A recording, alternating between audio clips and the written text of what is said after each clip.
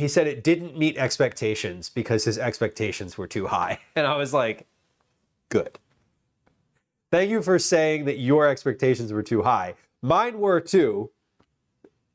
You know, when I think snow tubing, I think I want to hop in the tube and just shoot. I want to rocket down the hill. I want to go down like a ski hill on a snow tube. Like, I want to feel like I'm going to be injured if I fall out. That was not the case. And that's okay. It was still fun. It was fun. Food was good. All the food turned out the way that I was hoping for.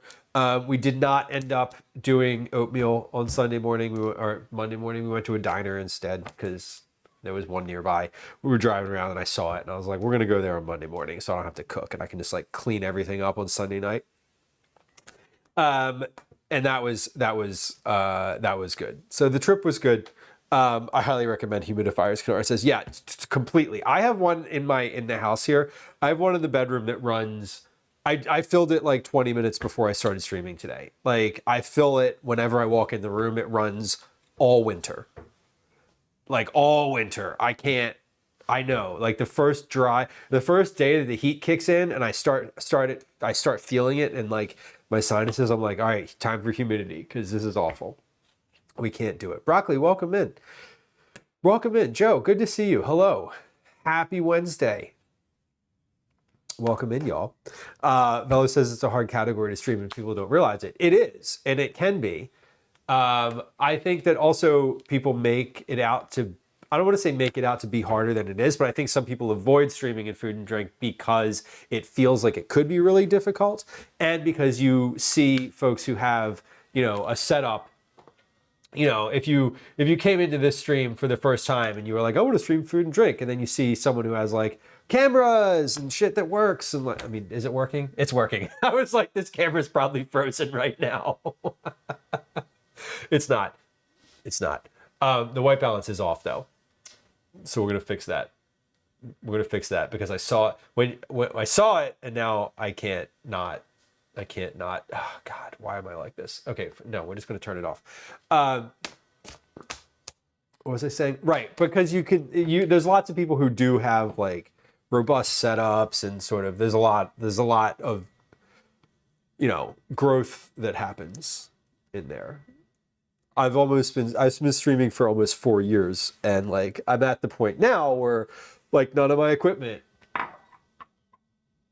not none, the laptop that I'm using is the same, and that arm this camera is on, I've been using this the whole time, and I've been using this laptop the whole time. But other than that, everything's different. Like growth happens slowly. Growth of your gear happens slowly. So I think people who maybe are intimidated to stream into the category probably don't because of that. And you know, I don't think there's any. Just like you can just use a phone, like you really could. Anyway, Bella says, I think if you get more than 20 viewers in a cookie stream, you're doing good. I hope so. I mean, I think that if I've said this for a while now, but I remember when I first started streaming, and you know, when you first start, you're afraid that no one's going to show up. You're afraid that you're not going to get any viewers, right? Like, and you're going to have to talk the whole time.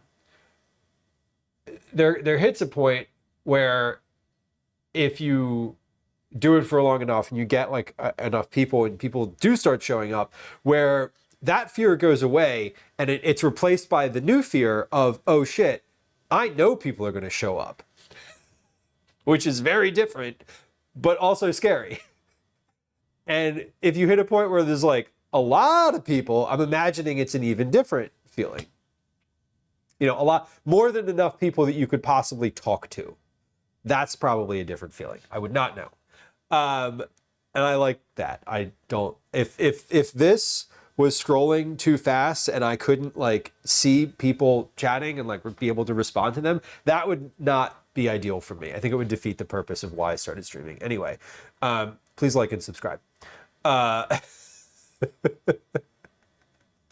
So if your son got a cut under his eye sledding this weekend, that's scary. I'm glad that it didn't. I'm assuming it wasn't. You said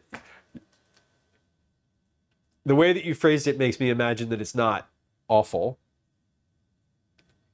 I hope that he gets back on the sled. Did he get right back on, or was that like an end of day, a day ender situation?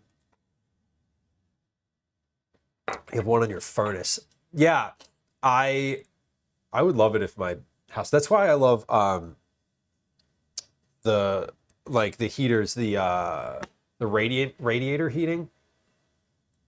I love those so much. The pot on the stove, yes, Kenara. The pot on the stove is a classic.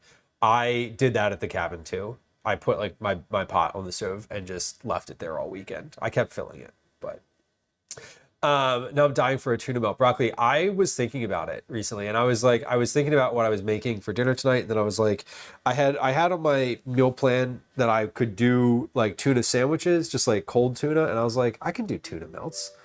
I have cheese. Why not?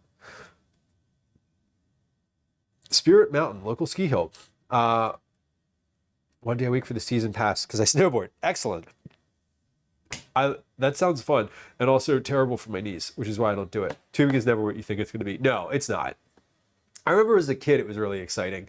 Um, I also feel like when I was a kid, and it was like 20 plus years ago that I was doing the snow tubing. I feel like maybe the hill was a little steeper.